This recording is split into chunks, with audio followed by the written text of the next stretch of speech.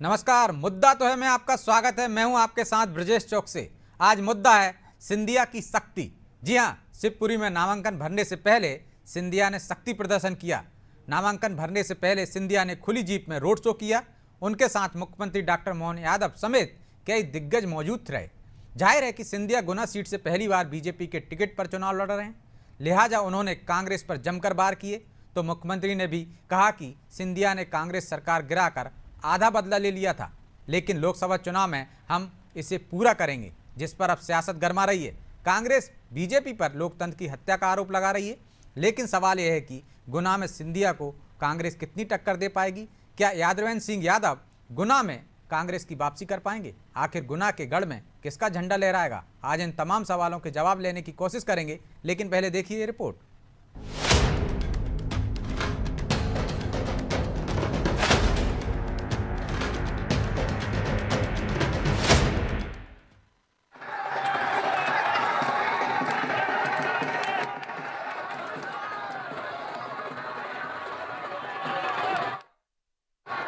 नामांकन भरने से पहले ज्योतिरादित्य सिंधिया ने शिवपुरी में पूरे लाव लश्कर के साथ रोड शो किया। खुली जीप में सिंधिया के साथ मुख्यमंत्री डॉक्टर मोहन यादव, बीजेपी प्रदेश अध्यक्ष वी.डी. शर्मा और पूर्व सीएम शिवराज सिंह चौहान समेत कई दिग्गज मौजूद रहे। अब सिंधिया के नामांकन के दौरान बीजेपी के टॉप लीडर्स का साथ होना कई मायनों में अहम है। जाहिर है कि बीजेपी में शामिल होने के बाद वो पहली बार लोकसभा चुनाव लड़ रहे हैं। गुना सीट से उन्हें पार्टी उम्मीदवार बनाया गया है। ये वही सीट है जिस पर 2019 में सिंधिया को हार मिली थी, तब वो कांग्रेस के साथ थे। हालांकि नामांकन के बाद सिंधिया समेत अन्य बीजेपी दिग्गजों ने कांग्रेस को घेरा। सीएम ने कहा कि सिंधिया ने कांग्रेस की सरकार को गिराकर आधा बदला लिया था। हम 29 की 29 को जीतकर पूरा बदला लेंगे। तो सिंधिया ने इंडिया गठबंधन को ठगबंधन बताया है।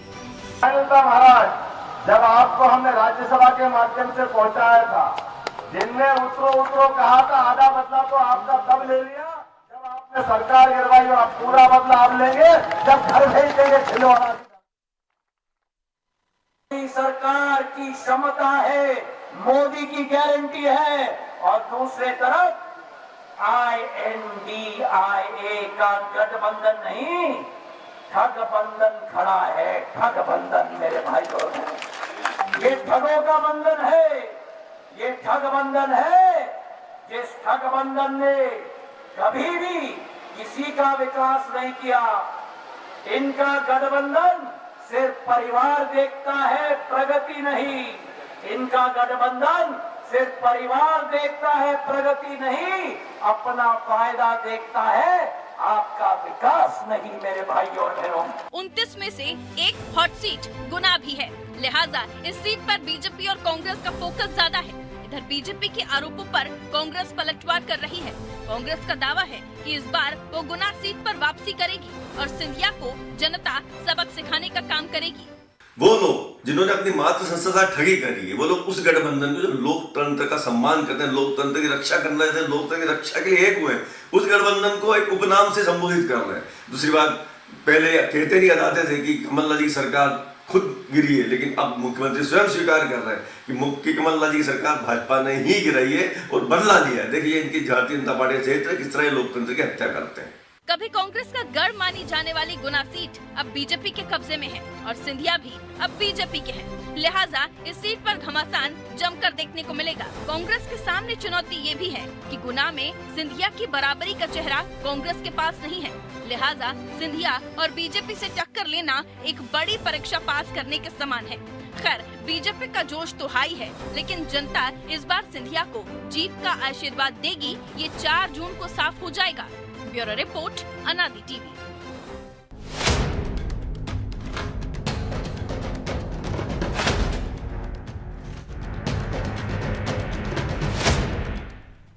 तो इस मुद्दे पर चर्चा करने के लिए हमारे साथ जुड़ गए हैं कांग्रेस प्रवक्ता संतोष परिहार, बीजेपी प्रवक्ता ब्रजगोपाल लोया और वरिष्ठ पत्रकार रमेश शर्मा। तीनों मेहमानों का बहुत बहुत स्वागत है। लोया जी, शुरुआत आपसे करते हैं। गुना आपके कब्जे में ही है संसदीय क्षेत्र, लेकिन क्या कहीं आशंका है, डर है, जो सिंधिया को भी शक्ति प्रदर्शन करना पड़ा? पूर्व मुख्यमंत्री और प्रदेश अध्यक्ष के साथ नामांकन दाखिल करना पड़ा। क्या जातीय समीकरण कुछ गड़बड़ा रहे हैं? नहीं ब्रजेश जी, ना तो कोई भय है, ना कोई समीकरण गड़बड़ हो रहा है, और इस तरह का तो कोई विषय नहीं है। मध्य प्रदेश में जितने भी भारतीय जनता पार्टी के उम्मीदवारों ने अपने नामांकन जमा किए हैं, उनमें सब में माननीय मुख्यमंत्री जी, प्रदेश अध्यक्ष जी, कई नामांकनों में माननीय पूर्व मुख्यमंत्री जी सब में गए, और अभी शिवराज जी का जब नामांकन जमा होगा उसमें भी सभी नेता पहुंचने वाले हैं। तो इसको इस आशय से नहीं जोड़ना चाहिए। आशय ये है कि भारतीय जनता पार्टी हमेशा सामूहिक नेतृत्व में विश्वास रखती है, तो हमारा पूरा नेतृत्व हर जगह मौजूद होता है। आप देखें, मैं दो दृश्य दिखाता हूँ। एक फॉर्म जमा हुआ था कमलनाथ जी के बेटे नकुलनाथ का, उसमें कौन 4 लोग गए थे? 5 जा सकते थे। एक वकील था, एक नकुलनाथ स्वयं थे, एक पिता कमलनाथ थे, एक माँ अलकानाथ थी और एक पत्नी प्रियानाथ थी। ये है एक चेहरा। और दूसरा चेहरा वो चेहरा है कि जब हमारे उम्मीदवार का नामांकन था, आप कोई भी फोटो देख लें, माननीय प्रदेश अध्यक्ष जी वहां मौजूद है, माननीय मुख्यमंत्री जी वहां मौजूद है, भारतीय जनता पार्टी के वरिष्ठ नेतागण वहां मौजूद है, उनकी उपस्थिति में होता है। ये तो देखिए, आपके पास जो है वही आप दिखा पाएंगे। तो भारतीय जनता पार्टी के पास नेताओं और कार्यकर्ताओं की एक अद्भुत टीम है, तो वो निश्चित दिखाई देती है। अब जिनके पास केवल एक परिवार है तो उसका तो कोई चर्चा करने से मतलब नहीं है कि टीम कहीं है नहीं।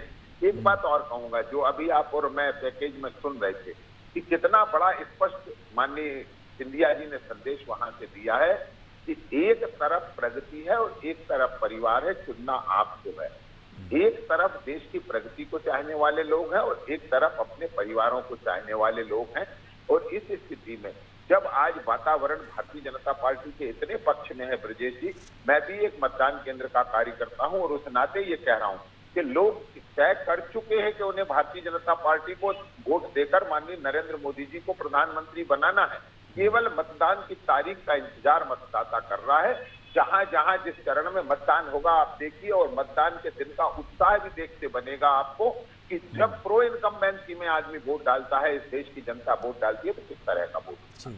तो संतोष जी, जो सिंधिया जी ने कहा कि कांग्रेस में परिवार को देखते हैं, प्रगति को नहीं, बढ़ाया है कि 2 तस्वीरें देख लीजिए, कमलनाथ के बेटे नकुलनाथ की नामांकन दाखिल करने की, किस तरह से पूरा परिवार था, और एक तस्वीर देख लीजिए, चाहे बीडी शर्मा की तस्वीर देख लीजिए, चाहे सिंधिया की तस्वीर देख लीजिए, नामांकन के दौरान की। सामूहिक नेतृत्व है, एकता का प्रतीक है, वो आपकी पार्टी में नजर नहीं आता।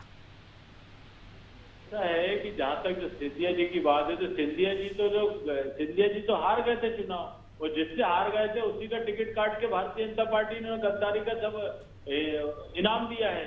और जहां तक चुनाव लड़ने की बात है, तो कांग्रेस पार्टी पूरी दमदारी से चुनाव लड़ेगी और सिंधिया जी की भी हैसियत पता चल जाएगी। पिछले बार तो वो केपी यादव चाह रहे थे, इस बार कांग्रेस कैंडिडेट उन्हें हराएगा। तो ये सिंधिया जी हार के डर से भारतीय जनता पार्टी में शामिल हुए, हार के डर से उन्होंने गद्दारी करी, खरीद फरोख्त करके जो है पूरे जो अपना गद्दारी का परिचय दिया। तो लेकिन सीएम कह रहे हैं उन्होंने सरकार गिराकर बदला लिया था, पूरा बदला वो 29 सीटें जीत कर लेंगे।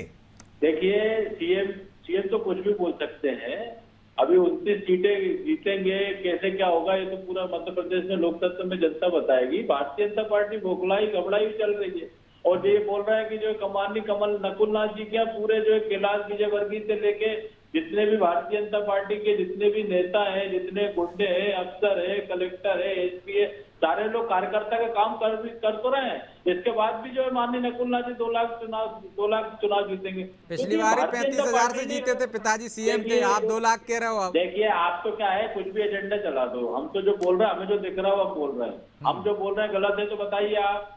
आपने कैसे पहले से डिसाइड कर दिया कि 2 लाख से जीत रहे हैं? अरे 2 लाख के ऊपर से जीतेंगे, क्योंकि जितने ज्यादा ये भारतीय जनता पार्टी के लोग जितने ज्यादा जाके वहाँ गुंडागर्दी करेंगे, अव्यवस्था फैलाएंगे, प्रशासन का दुरुपयोग करेंगे, उससे कोई फर्क नहीं पड़ने वाला। और जहां तक ब्रजेश जी जो बात हो रही है ना, मध्य प्रदेश के लोकतंत्र मंत्री जनता भगवान होती। अरे कमलनाथ जी तो ऐसे हैं जिन्हें छिंदवाड़ा विकास करा, सीएम के क्षेत्र में क्या हाल है देखो ना, आके यहाँ पे बुधनी में क्या स्थिति हो रही शिवराज सिंह चौहान जी के क्षेत्र की। मोहन जी के आने के बाद तो मध्य प्रदेश केंद्र शासित प्रदेश बन गया है, पूरी लूट मची हुई है पूरे देश के अंदर। और क्या हुआ 2 करोड़ लोगों को रोजगार देने का जो गारंटी दी थी मनमोहन। जो मैं सवाल किया वो तो नहीं, आप दाएं बाएं चले जाते हो। नहीं, दाएं बाएं वाली बात नहीं कर रहा हूं। मैंने एकता और गुटबाजी की बात की, आप चले गए 2 करोड़ पर, आप चले गए बुधनी चले गए, आप छिंदवाड़ा चले गए, आपकी पार्टी में एकता है क्या? जीतू पटवारी भी तो मौजूद हो सकते थे, दिग्विजय सिंह भी तो मौजूद हो सकते थे। देखिए, जीतू पटवारी भी मौजूद हो सकते थे। कुछ ये सब आप लोग जो कहानी बनाते रहिए। कांग्रेस पार्टी पूरी दमदारी से, ताकत से चुनाव लड़ रही है और आपको जो एजेंडा चलाना चलाते रहिए, रिजल्ट आएगा उसके अंदर। आप तो अभी से 29 सीट दे रहे हो तो पूरी दे दो। आप पूर्वाग्रह से ग्रसित हैं, एजेंडा कुछ नहीं है, जो हुआ घटनाक्रम उसी पे बात कर रहे हैं ना। वो को नहीं गए, अरे भैया जिसकी जहाँ पे जा रहे हैं ना सब, भारतीय जनता पार्टी जो है पूरी तरीके से लगे तो है पूरे यहाँ के मध्य प्रदेश के सारे नेता नकुल नाथ जी को हराने में। इनकी क्या हैसियत है वो दिख जाएगा आपको वोटिंग के अंदर। आप तो पहले रिजल्ट, कर्नाटक वाले चुनाव में भी आपने पहले रिजल्ट निकाल दिया था। उसके बाद जनता, जब लोकतंत्र के मंत्री जनता भगवान होती, पूरे देश में लूट मची हुई है, बेरोजगारी की चर्चा नहीं होती, महंगाई की चर्चा नहीं होती। एक आप ही मिले संतोष जी, पूरी कांग्रेस में जो कह रहे हैं जनता भगवान होती, नहीं तो वो तो कहते हैं ईवीएम से चुने जाते हैं। अब आपने कर्नाटक पे कह दिया कि देखिए आप भी कहने लगेंगे ईवीएम पे। काम करिए ना, सुनिए तो आप, भारतीय जनता पार्टी में ईवीएम की जो आपने बहुत अच्छी बात छेड़ी, पूरे वहां पे सुप्रीम कोर्ट में इतने वकील प्रदर्शन कर रहे हैं, इतनी याचिका दायर हुई है, पूरे मध्य प्रदेश में चुनाव आयोग में इतनी शिकायतें आ रही है। आप तो क्या एक एजेंडा चलाते हो, संतोष जी उसी की बातें करते हो और खुद आप क्या है, पहले से पूर्वाग्रह से ग्रस्त हैं, एजेंडा आपने सेट कर लिया भाई। वो कोर्ट ही आपको कह चुका 4 बार, जो 4 बार कह चुका कि सबूत लाइए। कितनी बार सुने, जुर्माना लगा दिया उसी कोर्ट ने भाई। अरे आप वो काम करिए, सुनिए तो आप, चलिए आप जो लोया जी जवाब दे रहे हैं, लोया जी जवाब दे रहे हैं, सुन लीजिए आप। मैं तो एक बड़ा छोटा सा बात कह रहा हूँ कि संतोष जी को शायद ये नहीं मालूम है कि कांग्रेस पार्टी ने अपने घोषणा पत्र में क्या लिखा है कि यदि हम सरकार में आए तो चुनाव ईवीएम से ही होगा। अब आप देखिए तो चेहरा कौन सा है मुझे समझ नहीं आता। उसी का यहाँ बैठकर संतोष जी विरोध कर रहे हैं और कांग्रेस पार्टी अपने घोषणा पत्र में छाप रही है उसे कि हम सरकार में आएंगे तो भी ईवीएम से चुनाव। रुक जाइए, मैंने आपसे फिर कह रहा हूँ, एक बात और सुन लीजिए। मेरा प्रश्न बड़ा छोटा था कि क्या जीतू पटवारी की कांग्रेस, क्या उमंग सिंगार की कांग्रेस कमलनाथ और नकुल नाथ का सहयोग करने छिंदवाड़ा गए? नहीं गए। कल तो चुनाव प्रचार का अंतिम दिन आने वाला है, परंतु ये देखिए जीतू पटवारी की कांग्रेस अलग चुनाव लड़ रही है, दिग्विजय सिंह की कांग्रेस अलग चुनाव लड़ रही है, उमंग सिंगार की अलग लड़ रही है और वहां नकुल नाथ और कमलनाथ को प्रियानाथ के भरोसे अकेला छोड़ दिया गया है। इसीलिए कहते हैं कि वंशवाद की राजनीति के मुकाबले प्रगति की राजनीति करिए, विचारधारा की राजनीति करिए, कार्यकर्ता की राजनीति करिए।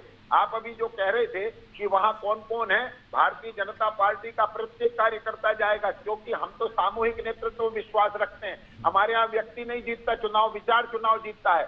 जो सिंधिया जी आपके विचार के साथ चुनाव लड़े थे गुना से और वहां से चुनाव हार गए थे, और आने वाले समय में 2 महीने बाद 4 जून को आपको तय हो जाएगा कि सिंधिया जी लाखों वोटों से वहां से चुनाव जीत कर जा रहे हैं। मेरे मित्र इसको ध्यान रखें कि भारतीय जनता पार्टी गुना में 2019 में भी चुनाव जीती थी और 2014 में भी 19 में चुनाव जीती थी और 2024 में भी चुनाव जीती। जी संतोष जी, ये विचार की लड़ाई है, परिवार की लड़ाई नहीं है। और अब तो कल आखिरी दिन है, एक दिन भी नहीं गए जीतू पटवारी। कौन? अरे आप असल में क्या है कि आपको आपके कहने से तो जवाब दे दीजिए ना, बता दीजिए कब पटवारी जा चुके हैं पहले, आप बता दो ना कब गए। अरे आप पता करिए ना, आप पता करिए, आप कह रहे नहीं गए। अब आप ये कोई नामांकन की तस्वीरें तो साफ आ जाती है ना। अरे आज भी संतोष जी, आज भी भोपाल से बाइट दे रहे हैं जीतू पटवारी जी, आज भी दिए उनने बाइट। जीतू पटवारी प्रदेश की छिंदवाड़ा जाने का कष्ट नहीं उठा रहे हैं, क्योंकि वो नहीं करते हैं पसंद इस तरह। चलिए, वो भारी काम है उनके पास, पूरे प्रदेश की जिम्मेदारी। चलिए रमेश जी को भी चर्चा में शामिल कर लेते हैं। रमेश जी, क्या गुना में कांग्रेस वापसी कर पाएगी? जातीय समीकरणों के आधार पर उन्होंने टिकट दिया है, यादव को उम्मीदवार उतारा है। ये प्रयोग पहले भी बीजेपी 2 बार करती रही है, तीसरी बार में उसे सफलता मिली थी, लेकिन वो मोदी फैक्टर था। क्या इस बार भी वो फार्मूला कांग्रेस के लिए फायदेमंद होगा जो बीजेपी आजमा चुकी है पहले? देखिए, कौन सा फार्मूला किसको लाभ करेगा ये तो परिणाम से पता चलेगा, लेकिन एक बात जरूर है कि पिछली बार भी ज्योतिरादित्य सिंधिया का चुनाव हारना अपने आप में मुझे तो बहुत आश्चर्यजनक लगा था। क्योंकि गुना को अगर आप देखेंगे तो जितना प्रभाव कांग्रेस का है, जितना प्रभाव भाजपा का है, कहीं ना कहीं सिंधिया राज परिवार का भी उस क्षेत्र में उतना ही प्रभाव रहा है। हाँ, 17 चुनाव हुए, 13 बार तो सिंधिया परिवार से ही जीते हैं वहां पे। जी हाँ, तो वही मैं बता रहा था कि अगर माधव राव जी जनसंघ से गुना से चुनाव लड़े तो जीते, निर्दलीय चुनाव लड़े तो जीते, और अगर कांग्रेस से उन्होंने टिकट से गुना से चुनाव लड़ा तब भी जीते। तो वो चूंकि क्षेत्र जो है वो और कहीं ना बीजेपी कहीं के पास सिंधिया जब वो राज सीट परिवार- तब आई जब विजय राजे वहां से चुनाव लड़ी। निश्चित रूप से। तो वो जो है इसके अलग, तो कुल मिलाकर के मुझे जो लग रहा है कुछ ओवर कॉन्फिडेंस में पिछली बार ज्योतिरादित्य सिंधिया हारे। अब उन्होंने क्या गलतियां की हैं, उसको उन्होंने कितना सुधारा होगा, लेकिन कुल मिलाकर के यादव वोट वहां पर है, इसमें कोई शक नहीं। और यादव वोट वहां है और कहीं ना कहीं उसमें एकता भी है। वहां पर 2-3 समाज ऐसे हैं जो कहीं ना कहीं उनमें मैक्सिमम प्रतिशत पार्टी से, राजनीतिक विचार से अलग हट करके वोट करते हैं, जिसमें से यादव वोट भी है। तो यादव वोट का लाभ कांग्रेस को मिलेगा। लेकिन इस बार जो मुझे लग रहा है कि सिंधिया परिवार भी लेकिन और भाजपा भी बहुत। शर्मा जी टोक रहा हूँ आपको बीच में, ये यादव तो पहले भी थे ना, पहले भी बीजेपी वहां से राव देशराज सिंह यादव को उतारती रही है, तो क्या एकता पहले कभी भारी नहीं पड़ी? पिछली बार हो सकता है फैक्टर अलग काम कर गया हो, तो आपको लगता है इस बार कुछ काम करेगी? नहीं, पिछली बार जो मैंने कहा है कि यादव वोट एक फैक्टर हो सकता है, लेकिन कहीं ना कहीं ज्योतिरादित्य जी का ओवर कॉन्फिडेंस था, उसके कारण भी वो चुनाव हारे। इस बार वो चूंकि बहुत एक एक कदम को फूंक करके रख रहे हैं, वो भले ही राज्यसभा में थे लेकिन उन्होंने पूरे गुना निर्वाचन क्षेत्र की बहुत यात्राएं की हैं। तो इस बार वो स्थिति, मुझे उनका चुनाव बहुत ज्यादा कठिन नहीं लग रहा। अगर कुछ अप्रत्याशित कोई घटना हो, मतदाता के मूड का कह नहीं सकते, अगर पोलिंग का परसेंटेज गिर गया तो ही ज्योतिरादित्य को नुकसान मुझे लग रहा है, वरना अगर पोलिंग का परसेंटेज अप कर गया, 70 के आसपास टच कर गया गुना संसदीय क्षेत्र से, तो ज्योतिरादित्य को कोई दिक्कत बहुत ज्यादा जाने वाली नहीं है, ऐसा मुझको लगता है। लेकिन फिर भी पिछले बार के परिणाम को देख करके गुना का निर्वाचन चुनाव जो है वो थोड़ा सा दिलचस्प तो हो गया है, मीडिया के प्रति भी आकर्षण का केंद्र हो गया है। और फिर एक और बात, ये बात सही है कि भाजपा के सारे वरिष्ठ नेता जा रहे हैं नॉमिनेशन कराने के लिए, जिसमें शिवराज भी है, मोहन यादव भी है, बीडी शर्मा भी है। लेकिन विशेषकर उन्होंने गुना पर इसलिए ज्यादा फोकस किया है कि कहीं ना कहीं भाजपा का जो मूल कार्यकर्ता रहा है, जो संघ का से जुड़ा हुआ कैडर का कार्यकर्ता रहा है, उसके अंदर भी पूरे उत्साह के साथ काम करने की छवि आए। ये अगर आपने देखा होगा, न केवल नॉमिनेशन के पहले जो निचले स्तर की, बूथ स्तर की जो गुना में बैठकें हुई हैं, उससे इस बात को झलक था कि कहीं ना कहीं भाजपा ये कोशिश कर रही है कि सभी पक्षों के कार्यकर्ता एकजुट होकर के काम करें, और अगर वाकई ये रणनीति काम कर गई तो बहुत रिकॉर्ड तोड़ मतदान हो सकता है गुना में इस बार। जी तो संतोष जी, गुना में रिकॉर्ड तोड़ मतदान हो सकता है और बीजेपी की रणनीति दिख भी रही है, लेकिन आपने प्रत्याशी को मैदान में उतार दिया, आपकी रणनीति नहीं दिख रही। कांग्रेस के बड़े तमाम नेता, दिग्विजय सिंह अपने घर में घिरे हुए हैं, तो आप भी खुलासा कर दीजिए कुछ। आप तो कुछ भी कहानी बना दीजिए। कहानी कहाँ सुनाई भैया, कहानी कहाँ सुनाई, सवाल किया महाराज। असल में आप ऐसी पिक्चर बनाते हो, अरे आपको बोला कुछ कांग्रेस की तैयारी है ही नहीं, कांग्रेस बिल्कुल। अरे तो वही तो पूछा है आपसे, बता दीजिए ना महाराज। मध्य प्रदेश में कांग्रेस पूरी 28 सीटों में पूरी दमदारी से चुनाव लड़ रही है, इसका रिजल्ट आपको दिखेगा। आप तो पहले रिजल्ट निकाल रहे हो, नकुल नाथ जी, सिंधिया जी। अरे सिंधिया जी, जितने ज्यादा वोट होंगे, जितने वोट क्या करें, आपकी रणनीति ऐसी होती है, एक सीट तो आपने तस्तरी में रख के दे दी। मेरी बात, ईवीएम की जो बात कर रहे हैं, ईवीएम में भारतीय जनता पार्टी ईवीएम से चुनाव कराए, उसके जो पर्चियां निकलती उसकी गिनती करा देना समय। तो ये सब चीजें देखो, देश की जनता देख रही है, पूरी तरीके से देख रही है। कर्नाटक में कौन से पर्ची से जीते थे आप? अरे फिर वही बात, फिर ईवीएम पे आ गया। मैं सवाल गुना का कर रहा हूँ, आप ईवीएम पे पहुंच जाते हैं महाराज। अरे गुना के अंदर, गुना की जनता निश्चित तौर पे जो है, सिंधिया जी ने जो गद्दारी करके जो रातों रात पाला बदल के जो भारतीय जनता पार्टी में गए, उसका निश्चित तौर पे जवाब देगी वहां की जनता, और उसका रिजल्ट दिखेगा। ये तो क्या पूरी कहानी, तो उसके लिए मेहनत भी तो करना पड़ती है ना। अरे पूरी मेहनत कर रहे हैं, पूरे लोग लगे हुए हैं, आपको तो नहीं दिख रहा, तो हम पता नहीं, मिस्टर इंडिया घड़ी पहन के आपके नेता जाते होंगे, हमको नहीं दिखते होंगे। सुनो तो, मिस्टर इंडिया बैठे हुए आप जो कहानी बना रहा हो, जो पीछे, उससे कोई होने वाला नहीं। जनता के मन में है पूरी तरीके से। कांग्रेस आपको दिखती नहीं है, आपको क्या असल में चश्मा आप दूसरा पहन चुके हो।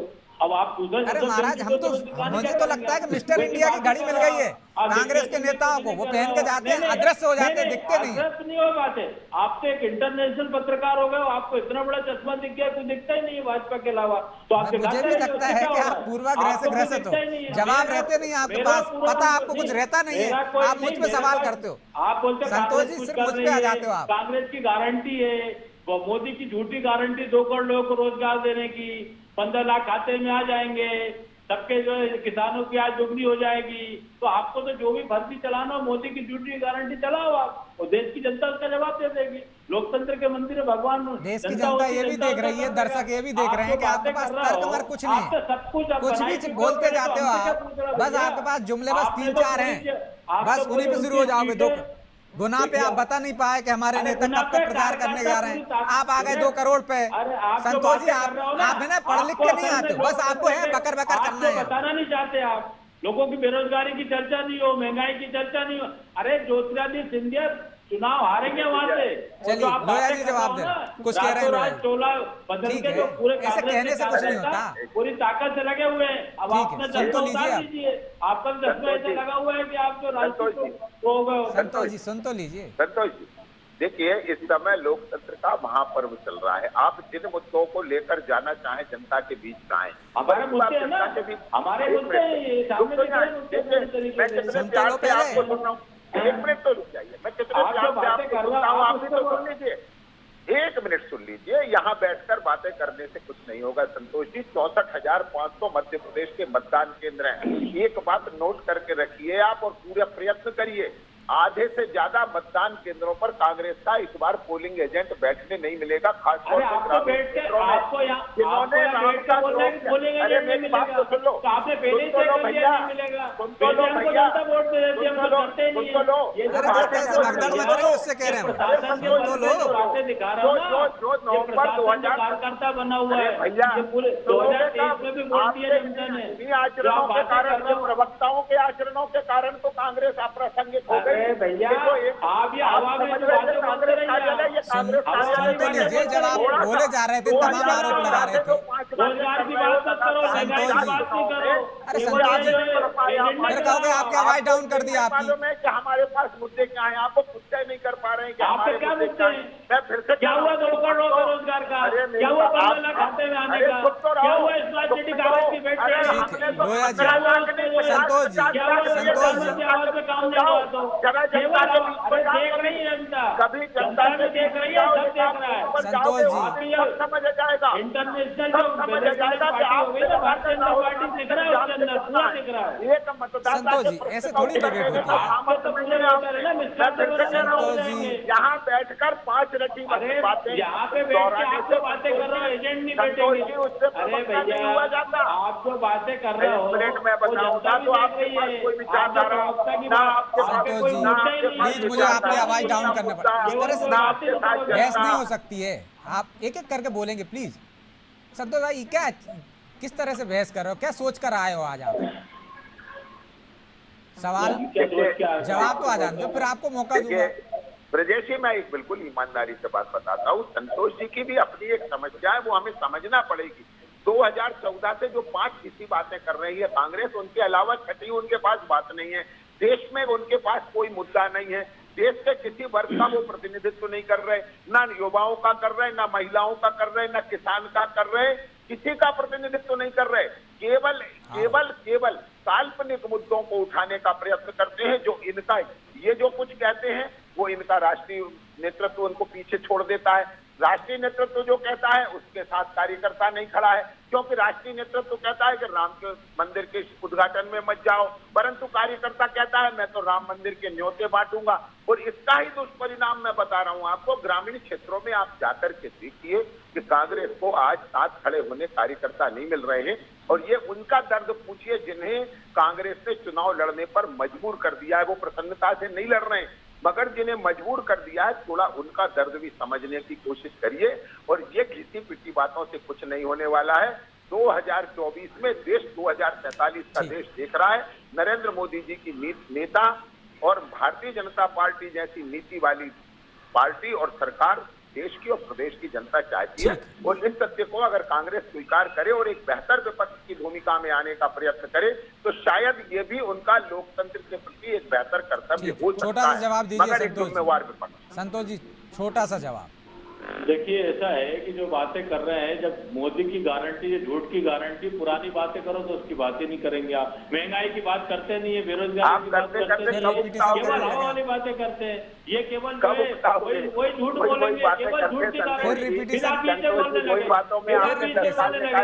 अरे भैया ये बताइए कि जब आपकी पुरानी गारंटियों को चलिए माफी चाहता हूँ, समय की बाध्यता है, इस चर्चा को यहीं विराम देना होगा। आप तीनों मेहमानों का बहुत बहुत धन्यवाद। तो कहीं ना कहीं एकता नजर नहीं आ रही है कांग्रेस में, और गुटबाजी नजर आ रही, परिवारवाद नजर आ रहा। शायद उसी पर एक तरह से हमला किया है सिंधिया ने।